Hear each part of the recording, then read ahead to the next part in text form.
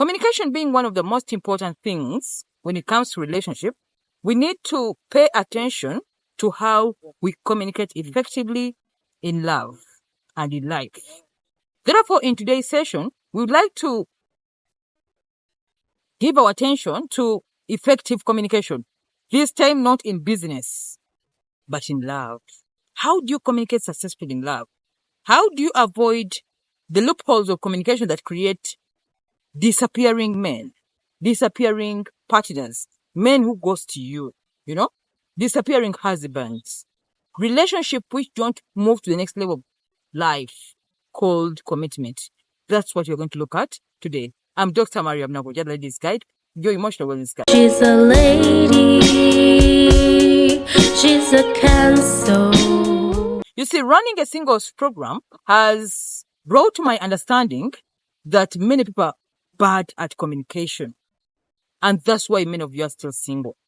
That's why many of you relationship fall off, because temumanyi nti ebyempuliziganya byebikola okwagala.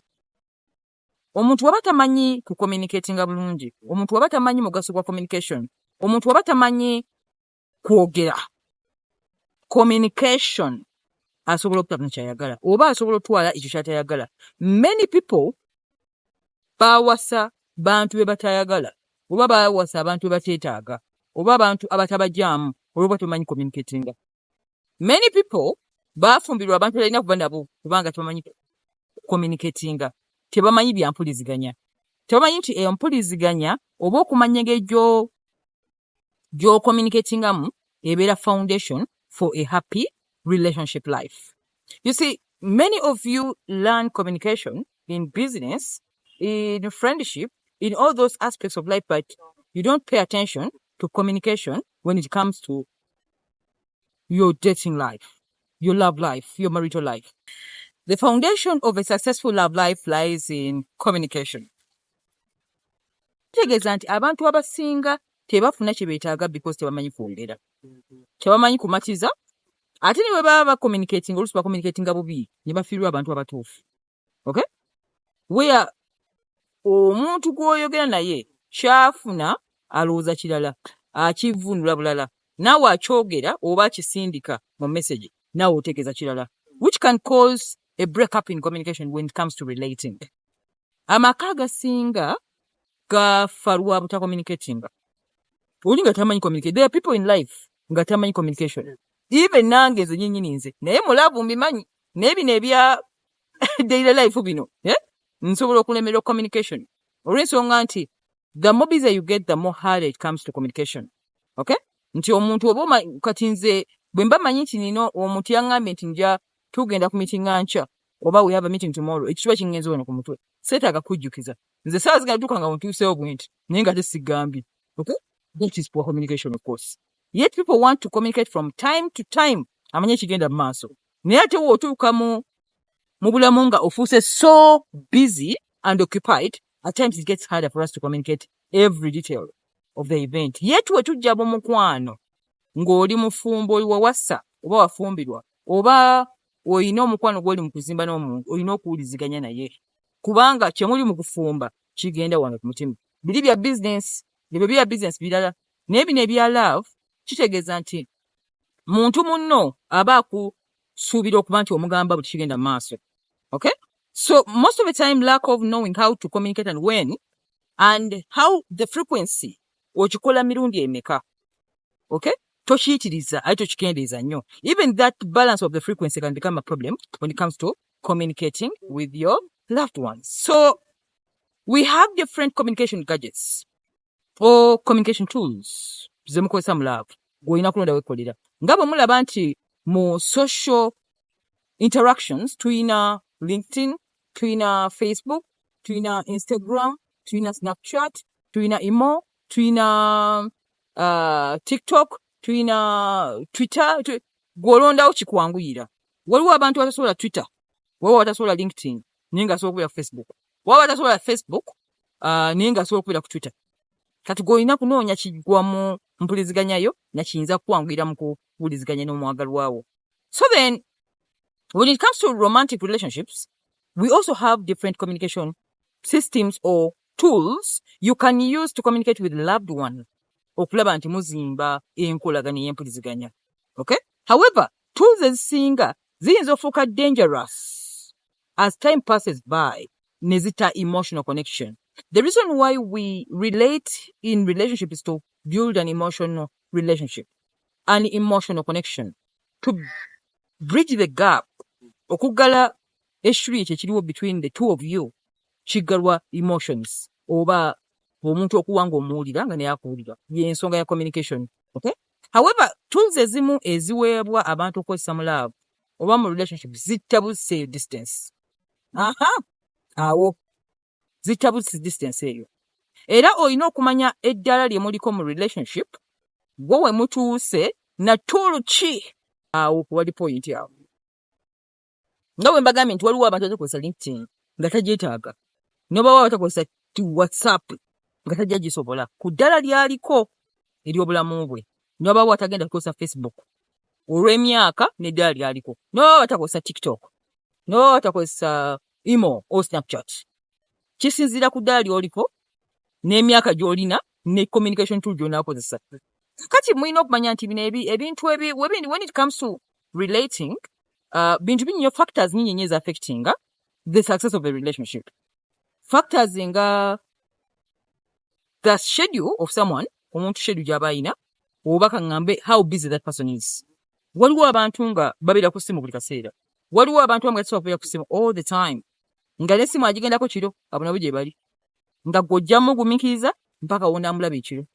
Waliwo abantu abamu nga abeera n'essimu 24/7. Bw'omukubira wakukwatira, bw'omweza message wagiddamu, abo nabo gye bali. Kati gw'olina okumanya omuntu gw'odiringa naye wa kika ki. So most of the time abantu banyiiga mu communication nti I communicate tanziramu naye nga tategedde the other side.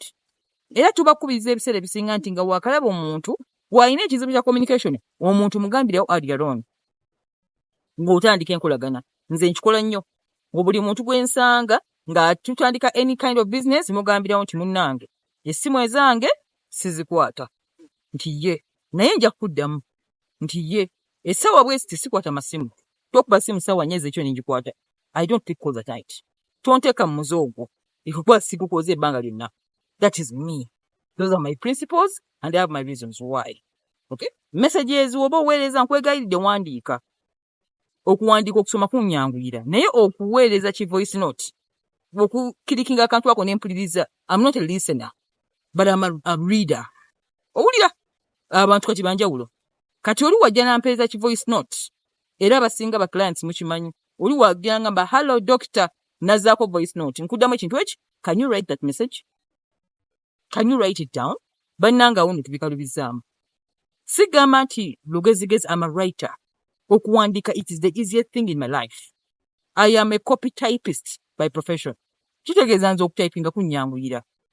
N'okusoma ebigambo kunnyanguira okusinga owuliriza. I'm not a listener, I'm a reader. So nsobola okugwa ku muntu nga yes reader, ye nga naye listener, awo wali obuzibu awo. Awo we wali obuzibu. Kubanga nze okuwuliriza sina tolerance. Era wompeeza voice note ebiseera ebisinga nkugamba nja biwuliriza regulo, buli omu amanyi. Oba ku Sunday, nsobola okugamba ku Sunday nga nkukigamba Lwakubiri. Lwaki? Kubanga kyetaaga attention yange. It is an exchange of energy, guys. I don't know why we don't understand the power in words. Mu nsi zaffe zino ez'abaddugavu temumanyi muwendo gwa bigambo. Tetumanyi muwendo gwa bigambo. Naye mu nsi ezikuzeeko bamanyi nti every word you speak is an emotion investment. Ebigambo bye mbagamba nsooka bifumba mu mutwe nembi emotionalizing I may convey to you guys. Mukifune nga bwe nkirowooza. That is power. I mean that is energy. That is expense of an energy in my body. Okay? So then olina okumanya omuntu gw'odiringa naye n'eki ekimukolera. Ate n'otambulira ku rhythm eyo, that is communication. Effective communication. Kubanga nkugambye ojja kumuweereza message, akugambye nja kuddamu edda, afwerabire. Kubanga yitazisoma. Omuweereza empandiika agamba nze ampeeza voice note yanyangwira, tompeereza byakusoma. Sina budde kusoma bigambo. We are different personalities. We are different personalities. Ate n'okwewala abantu okunyiiga. Relationships zitujjudde obukuubagano, abantu banyigira ebintu ebitali makulu. Okay, birimu amakulu ku muntu anyiize. Naye nga w'okinnyonnyola omuntu agamba kati no makulu kyagala mukimu. we are different personalities. Ekikolewo tekikola wange. And each of us likes things their way. Buli omu ayagala ekimukolya kimuya, ekimukolya kirala ku kya munne. So twagala okubategeeza era okubajjukiza nti relationship oba yagala kuba successful communication, sookanga ocommunicatingira omuntu gwe waakalaba ebitakukolera gwe ng'omuntu n'ebikukolera nga gwe omuntu. Oli abeere ng'akitegedde nti ono gwe njogera naye si wa bigambo, ono si wa kusoma bigambo, ono wa kuwuliriza. Buli omu alina talent Katonda gyamuwa, tetufaanagana. Waliwo abantu nga ogwogera ku bannaye n'omulala ng'ali ku simu n'omubuuza naye gwe amanyi ogwogeza ku simu bajjawo. Nze ndaba nnyo abantu abeera ku simu ne mugamba tokoowa. Nze sobola kwogera ku simu bwe nti because I exchange. Nze bwe mba njogeza emotions, siri kungulu. Bwe mba njogera nsobola ebigambo mbiteeka mu mutima ne mbyozaamu ne bifuluma nga biri emotionalized nga gwompulira kati. Kitegeeza nkozesa energy nene okusinga omuntu just appeaking amasoni nayo. It's not a superficial thing on my lips. Nti mbijjawo ne mbiteeka wano mufamu. Biva wano ne bigenda wano ne bidda wano mufamu. N'eryoka mbifulumya. That is energy investment. So then, you must communicate always to your loved one. Especially nga mutandika relationships bane mbajjukiza. The people who are getting married, the pre-marital, or the people who are just starting up life together. Muyigo communicating yabannammwe mbabuulire communication loopholes ze muyina. Omuntu ategere nti ono we naamukubira essimu ssaawa 7 bannanga bayeebase. Ssaawa 7 ze mbeera mu nap. I'm napping ne wowe mpaddirwe enkanigulu. Asaze 7 nga nkolamu bwenge because nzuuka ssaawa 10. Kitegeeza half of the day I must nap a bit to come back. Okay? So any appointment that you give me at the time to pick a call, mba sijjasobola. Okay? So when you learn how people communicate and how somebody treats their communication well, you'll find relating easy. Mujja kulaba nga okurelatinga n'abantu kubanguyira okusinga okubanga mukaayana. Nga muyomba, mwerumaaluma kubanga omu ku mmwe aganya otegera munne. Era nkiguddiramu nti obanga otandika relationship obanga mutandika obufumbo, omusombuliranga communication problem yo. Buli omu alina communication problem. We can never be the same. I've told you mine. Mine is I don't know how to listen, but I can read. Nze siwuliriza. I don't have that tolerance. That's why we mba ndaba movie kulina okubeerako captions once. Nze siwulira bigambo boogera. Mbeera nsoma bwe nti movie egenda okuggwanga ng'ogamba mbadde nsoma. Okay? So it is my communication loophole okuba nti sisobola kuwuliriza voice note. Omuntu ankubira essimu ampa nnyo obuzibu okusinga mpandikidde message. Bw'owandika message njiraba mangu. Naye bw'okuba nsooka kunoonya maanyi ge ngenda kuddisaamu. Nina okupreparinga ebigambo bye ngenda okwogera nga sikoze mu nsobi because I understand the communication and its power. And then obutapakuka mu bigambo. Nabagamba the more words you have in the mouth, the more training you need to tame your mouth and your tongue. Because communication mwe muva buli kizibu kya relationship yonna. Nti osobola kubawo ekigambo munanyiiga ku ssimu kuno. Owulira so nga ate omuntu atakubidde essimu n'omugamba mpandiikira. Ekigambo kuwandiika obeera okusoma. Okuwandiika owandiika no editing n'osangula n'olaba ekitakusanyusiza n'osiimulawo n'ozzaawo ekirala. Naye wano okwogera you cannot edit words. So many people force you into talking because they want you to make mistakes in words. Kyova olaba society esinga abantu babeera mu bizibu. Ensi ejjudde ebizibu bya society, conflicts because of words. Tewali kirala wano mumwa. Gwe tulira mu society mwoba. Muntu ya mu family mwoba bigambo. Era oyo kaka asirika tabeera mu bizibu. Kubanga buli omu abanoonya bigambo byo. Ebigambo kubasinzirira okugradinga, okusoma ebirowoozo byo, okumanya obusobozi bwo, they base on your words. So when I learned that, I zip my mouth. Then I write more and then I read more. So when mba ndi ku movie, mbeera bwenti. Ntunula bigambo. Siwulira boogera. Because that is how I've made my communication kind of, flow. So what is your communication flow? So singles, as you are meeting new partners, omuntu omugambiranga ekizibu kyo. Owulira aleme kuba simu akuseme busofu amukaga wenda gikwata. Ojja kuyomba. Omugazi sonkubya simu kusa mukaga. Nekyo wakimugambako. wano wemba mutandika olina okwanjula omuntu ku bitakolera n'ebikolera mumpolampola. Mukwano n'omanyi nze sikwata masimu kiro. Omugobi aliwo omwami mukwano wange yansanyusa twali twakafuuka ba mukwano twakatandika beni mukwano gwange just nonti biki naye yangamba I sleep at 7. Oh yeah, so beyond 7 I don't pick calls. Oh yeah, wagoba akavuyo. Then most of the time I'm not on WhatsApp. Wagobi akavuyo. Most of the time I prefer someone writing a direct message.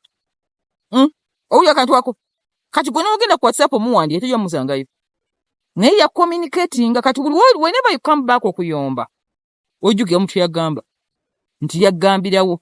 We don't leave grey areas in communication to give people a chance to say we did not tell them. Temulekanga grey areas. Always nga mutandika, be it a relationship in business, be it a friendship, be it a love, yogererawo nga mutandika ebintu bitagenda sobola mu communication. Point eri ku communication. Bannange anything else can be fixed by not communication. Mu relationship. Era byonna byangu ne communication. Kubanga wembeera sikutegedde mu communication, nendabanga tetukwataganye, nze nkola conclusions zange. Oyo mukubi esimu takwata, yeepanka. Naye neepanka byele? No. Tomanyi kiri wange. Okay? Oyo bamuwandika message taziddamu, yeepanka. Naye nga gw'otegedde nti lwaki taddamu message ezo. You are not a reading person. Waliwo abantu abamu nga tebaagala meetings zitali face to face. Ayagala mukubi esimu, hello? Jennifer oliwa? Ndi wano ku Sheraton nsanga. Tayagala bya ku simu, wewe naabo nabo. Nga ye ayagala physical meeting. Ne waba gamba kintu kyali mu something which is very simple, gamba come and see me face to face. Abulabo gye bali. Ne waba abantu batayagala meetings za face to face. Ye nga ayagala kintu kimu, communication ekome wano tondaba. Nga they fear that exchange of psychic energy. Abulabo gye bali. So, which kind of communication are you? What kind of communication problem you have? And have you communicated to your loved one where your loopholes are in communication? Wali point. Woba tewamu communicating gira asobola okukola ekintu n'ogendooza nti gwe n'okivunula bulala. Naye nga sikyakola ki? Sikyategeeza. So, let's begin by understanding that text messages may be a communication gadget to some people, but to other people they may not be an effective communication tool to be used. Whenever you are in a relationship, text messages can work when you're setting up. No, actually, when text messages cannot be used when you're trying to fix a date. Ngabo onagamba nti ngenda kusanga ku lunaku bwe luti, we are going out for dinner with you for the first time. Oyina kyetya ku message ku text message. Yadolaba nti njagala nnyo soma ekyo kinkolera. Kubanga system njimanyi, amateeka nga manyi, ti text messages tezikola mulaavu at some point. Omuntu alina okukuba essimu n'akugamba nti let's meet here and here at this time. That is buvunaanyizibwa. Naye omuntu akozesa text messages ku WhatsApp, okay, nga setting up a relationship entandikwa yammwe temunaana kwemanya nnyo. It is different for the marrieds, but when it comes to someone who is single and you're trying to know this person, mubuke ku WhatsApp, mujja ku call, owulira ku ddoboozi y'omuntu. Okay? Nabagamba that when somebody calls you, they establish voice. A voice communication eyamba omuntu okubeera committed mu ekyo kyayogera. Nabagambye ebigambo biri expensive. To most of us, I don't know about you guys, but to me, my words are so expensive. Wenfulumyanga ekigambo mukama bwinti, ngomanya kyabuvunaanyizibwa. Apart from microphone and video, nga ndi wano ku video kuno. Naye bwe nva ku video kuno bannaaye tosobola kunzigula kamwa. I've learned the hard way.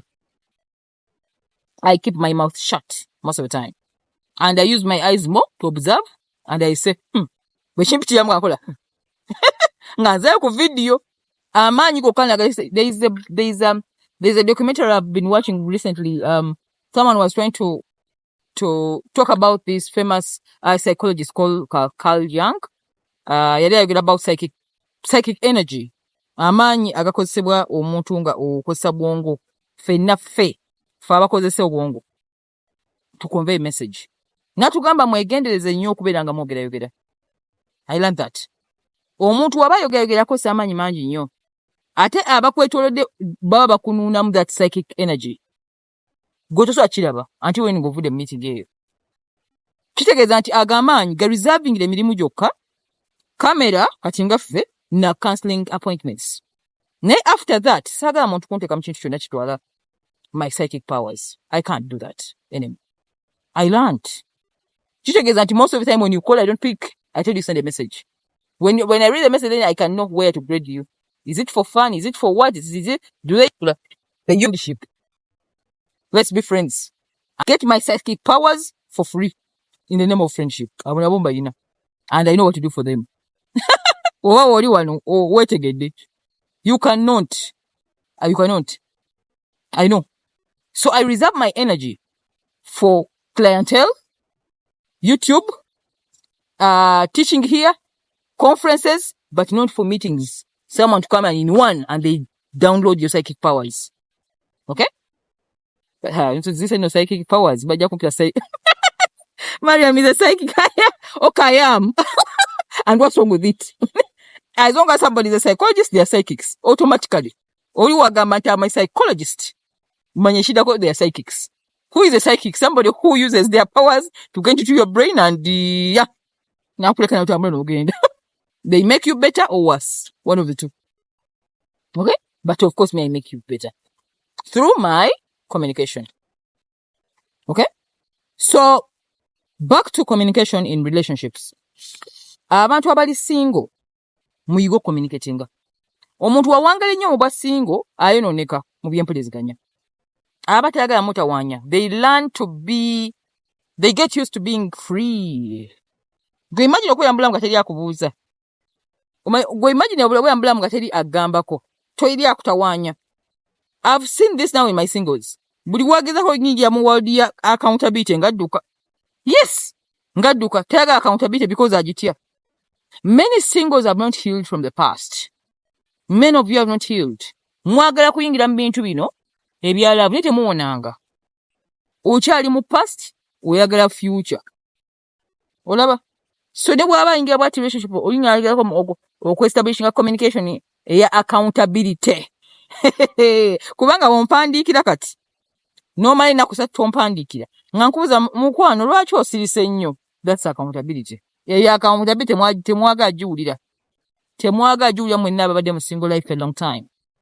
Ngagamba yo nabuuzaani. Jukira no oyiza okwerabirira, oyiza okwefaako, osobodde okubeerawo, kakati ono wajja n'akubuuza nti lwaki tombuuzizzaako ennaku bbiri ogamba mbuuzanga ani?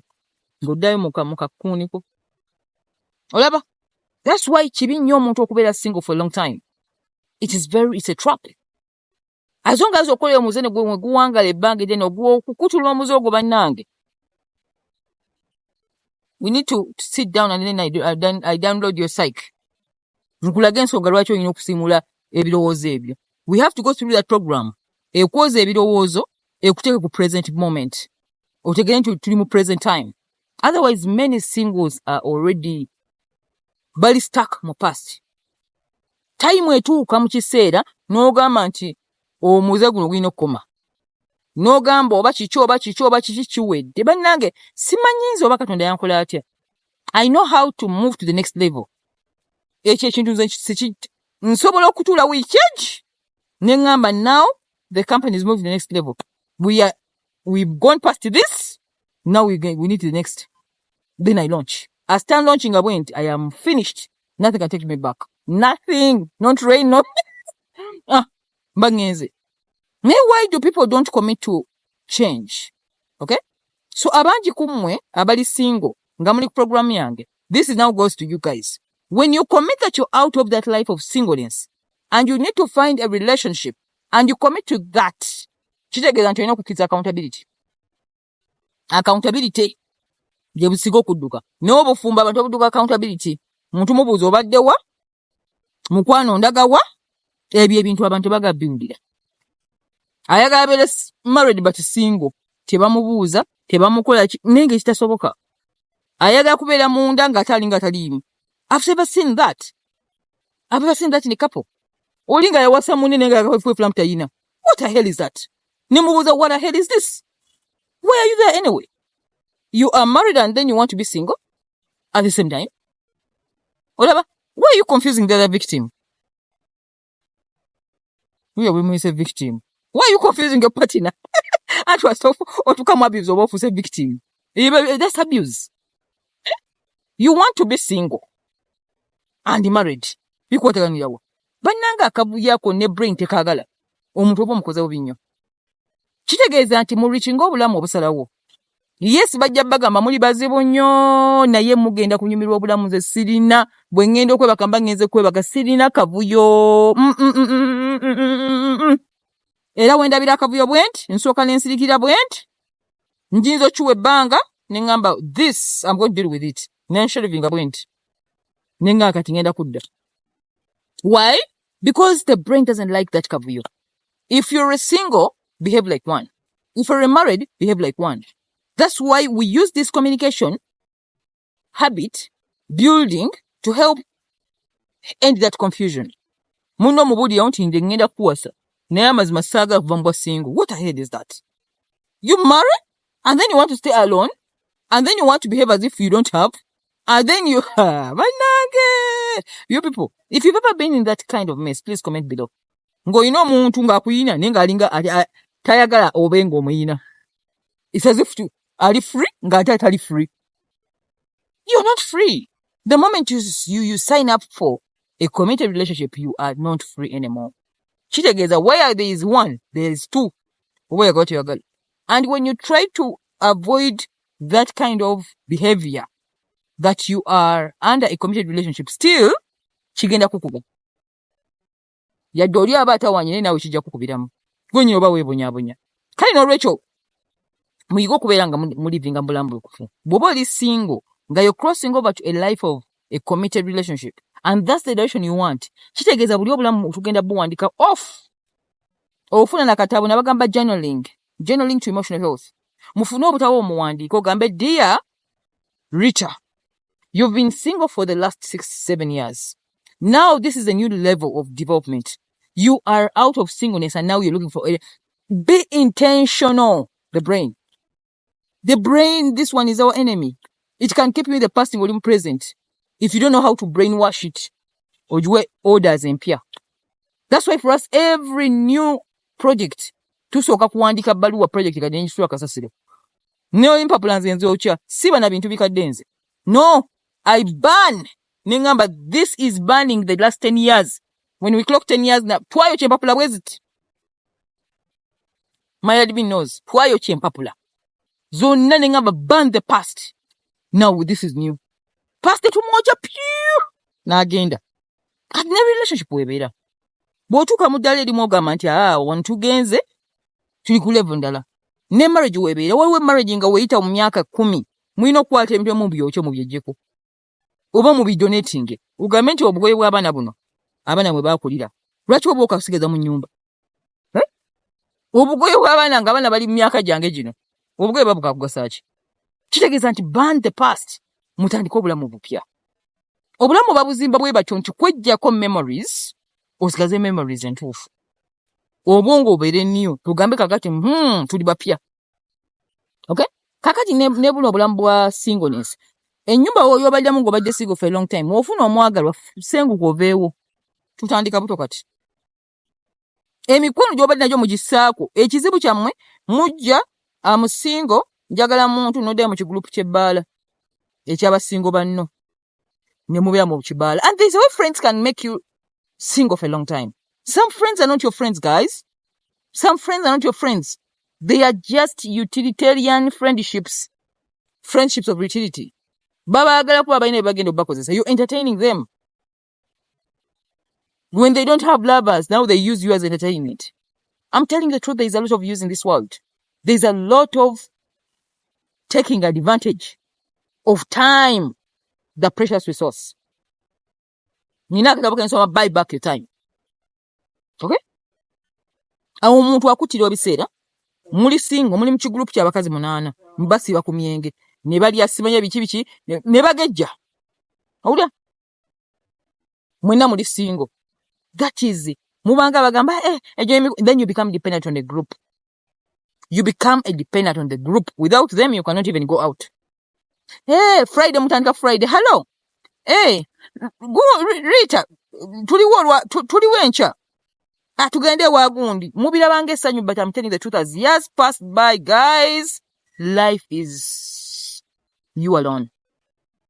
Jemuko mukadwa nga mukadwa. Nabagamba have the vision of the future. Oyina okubanga torch n'olumirwa omukazi ono. Omukadde. Gwe.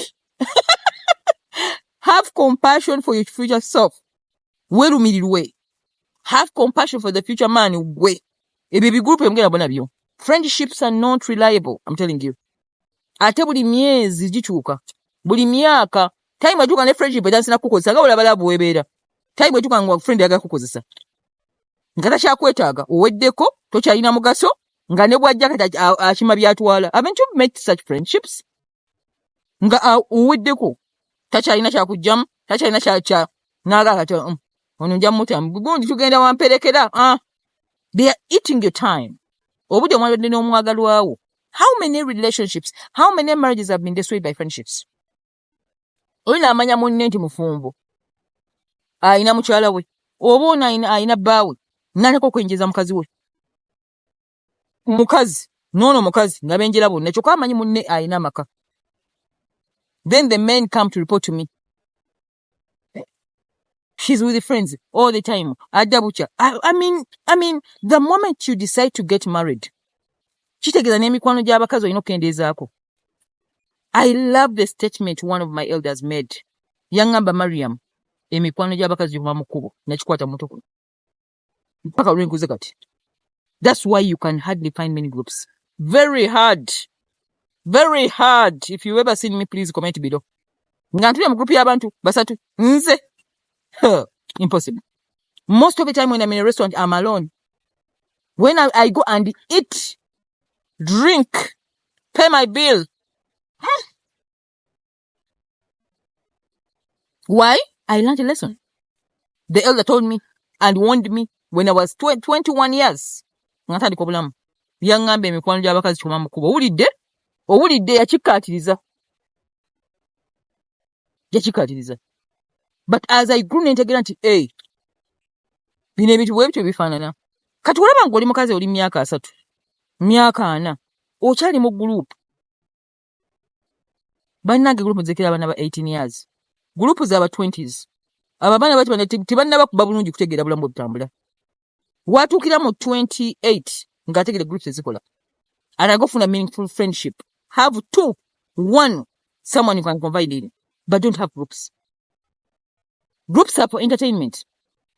But for the future self, oba wetunzeeyo. They have made people single. They have destroyed homes. Oli agenda kubanga mukyala mufubo nga taba mu kigroup. Agenda overi nga avayo ne doctrines. Jukira wano bambi group byomwe ayogera. Boogera because they are careless with words. They are downloading their psychic powers on other people. Bali mu kigroup. Agenda okudda wanga oli ayogedde ekigambo. Obulya agenda okukijja ki doctrine wali ng'akyeta mu nnyumba. That's why even men must protect their wives. Olaba nga mukazi wo ng'atalagala tagambi group sooka omukwate bw'oti. In fact ogenda mu kigroup wonna n'obakwana. Bw'oba yagala mukazi abe mu kigroup, genda mu kigroup osooka obakwane. Beekube. Wemala okwekuba akomewo waka ategeere. Yes. Because buli wagenda mu kigroup akomyawo doctrines ndala. Buli waba mu group akomyawo bintu birala. Remember, this is a home. Buli muntu wakomawo abakyuse. Eyagenze omufumbi agenze omutwe guteredde. Agenda okudanga ina doctrine empya.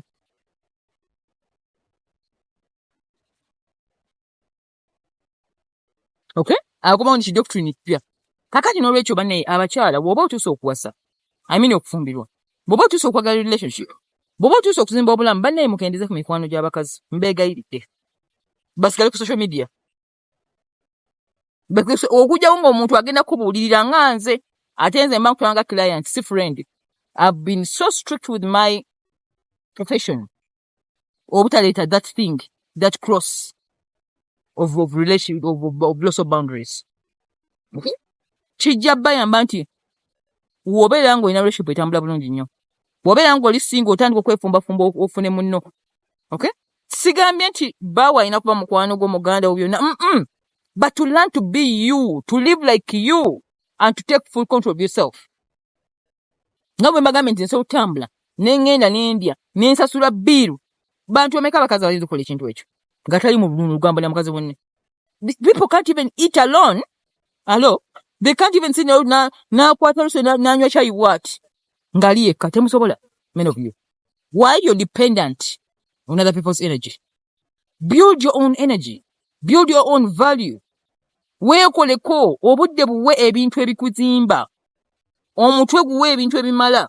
Nti toyinaawo kaseera kaku exchanging your energy with other people because you fear being alone and eating alone all the time. Muti okwebuza ebibuzo ebituufu. Bwe bagamba tuulako wekka ng'ogamba wojja okujjukira nti obwongo bwako kubuza ebintu. Tebaagala kapaati ako. So many people run to groups to confuse themselves. And I really detest that. Okay? So back to communication, ngatumaliriza. It is the lifeblood of a relationship. Learn to communicate your communication loopholes earlier on ng'otandika relationship. And again, learn the communication tool that you need in a particular time. Ekikola ewuwo tekikola wange. Ekikola tekinkolera. Okay? Gwetegera communication gadget wetaaga and how do you use it effectively in your relationship. But most importantly, be careful of text messages also.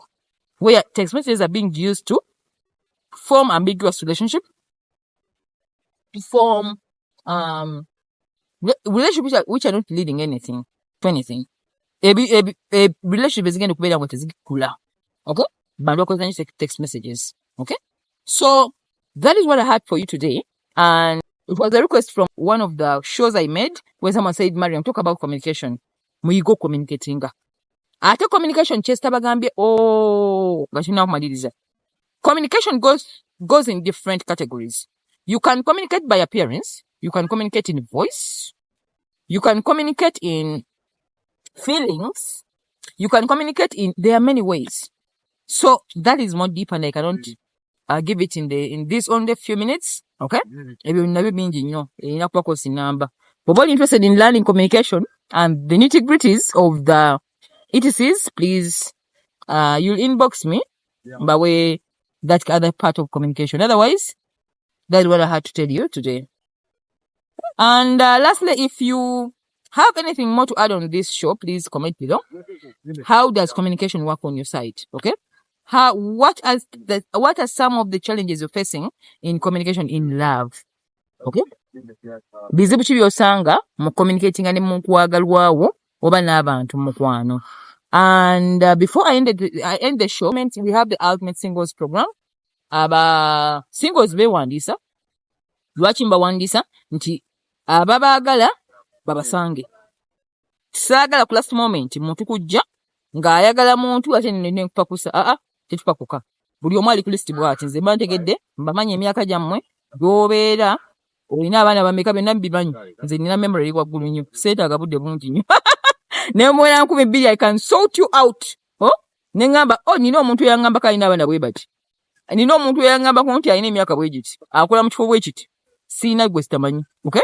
And we have a database for every single. And then it's from that kind of database that we use to find your suitable people who fit your user's requirements. Okay? What is success? Success is when you get somebody who's looking for what you're looking for. Okay? That is the success of a relationship. So then, that well said, I need to sign out and say thank you so much. And bye-bye. She's a lady.